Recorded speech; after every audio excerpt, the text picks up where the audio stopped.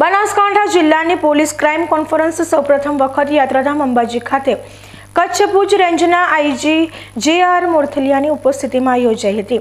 અંબાજી મંદિરના કોન્ફરન્સ હોલમાં આયોજિત પોલીસ ક્રાઇમ કોન્ફરન્સમાં બનાસકાંઠામાં ક્રાઇમને લગતી કામગીરીની સમીક્ષા કરાઈ હતી। આ બેઠકમાં એલસીબી, સાયબર, એસઓજી તેમજ પેરોલ ફ્લો સ્કોડ વિભાગ સાથેની ચર્ચાઓ કરાઈ હતી। આ બેઠકમાં Banaskantha SP Akshayraj Makwana, DYSP doctor Jignesh Kamit, Ambaji PI J R. Rabari સહિત જિલ્લાના ઉચ્ચ પોલીસ અધિકારીઓ ઉપસ્થિત રહ્યા હતા।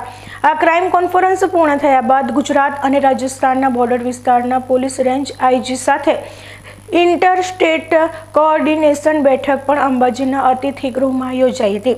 આ બેઠકમાં કચ્છ ભુજ રેન્જના આઈજી જે.આર. મોરથલિયા સહિત ઉદયપુરના રેન્જ આઈજી અજયપાલ લાંબા, પાલીના રેન્જ આઈજી રાઘવેન્દ્રસિંહ સુહાસ સહિત સિરોહી, પાલી, બનાસકાંઠા સહિતના બોર્ડર વિસ્તારના જિલ્લા પોલીસ વડા અને વિભાગીય પોલીસ અધિક્ષકો ઉપસ્થિત રહ્યા હતા।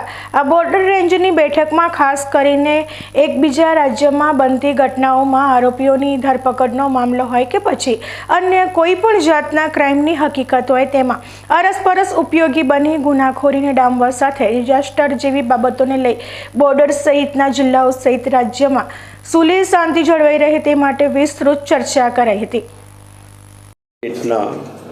ઉદયપુર રેન્જના આઈજી અને પાલી રેન્જના આઈજી તેમજ બનાસકાંઠા એસપી સાથે એક કોઓર્ડિનેશન્સ મિટિંગનું આયોજન કરવામાં આવેલું છે। ઇન્ટર સ્ટેટ કોઓર્ડિનેશન્સ વ્યવસ્થિત રીતે થાય એ માટેનું આ મિટિંગનું એક પ્રયોજન છે। આજે આ મિટિંગમાં એ તય કરવામાં આવેલું કે જ્યારે ઇન્ટર સ્ટેટ કોઈ ઇસ્યુ ક્રિએટ થાય, દાખલા તરીકે ડિઝાસ્ટર મેનેજમેન્ટના કોઈ ઇસ્યુ ઊભા થાય, લો એન્ડ ઓર્ડરના કોઈ મુદ્દા ઉપસ્થિત થાય, એ વખતે બંને સ્ટેટ સાથે એડજોઇનિંગ જે સ્ટેટ છે, આપણું રાજસ્થાન એક એડજોઇનિંગ સ્ટેટ છે, તો એ સ્ટેટ સાથે કેવી રીતે કોઓર્ડિનેશન્સ થાય અને કોઈ પણ ઇસ્યુ થાય તો કેવી રીતે એને સોર્ટ આઉટ કરી શકાય, એના માટે આજે મિટિંગમાં વિગતવારની ચર્ચા થઈ છે અને એના માટેના એક્શન પ્લાન્સ તૈયાર થશે। ભવિષ્યમાં પણ આ મિટિંગ જે એજન્સીઓ છે એમની સાથે કરવામાં આવશે અને વિગતવારની મિટિંગ બાદ પછી પણ નેક્સ્ટ જે મિટિંગ છે ક્યારે ક્વાર્ટરલી એની મિટિંગ મળે એનું પણ એક તય કરવામાં આવેલું છે કે જેથી કરીને નિરંતર આ મિટિંગ મળતી રહે અને ભવિષ્યમાં જે કંઈ એડજોઇનિંગ સ્ટેટ સાથેના પ્રોબ્લેમ હોય એને સોર્ટ આઉટ કરી શકાય એના માટેનું પણ આજની મિટિંગમાં નક્કી કરવામાં આવેલ છે।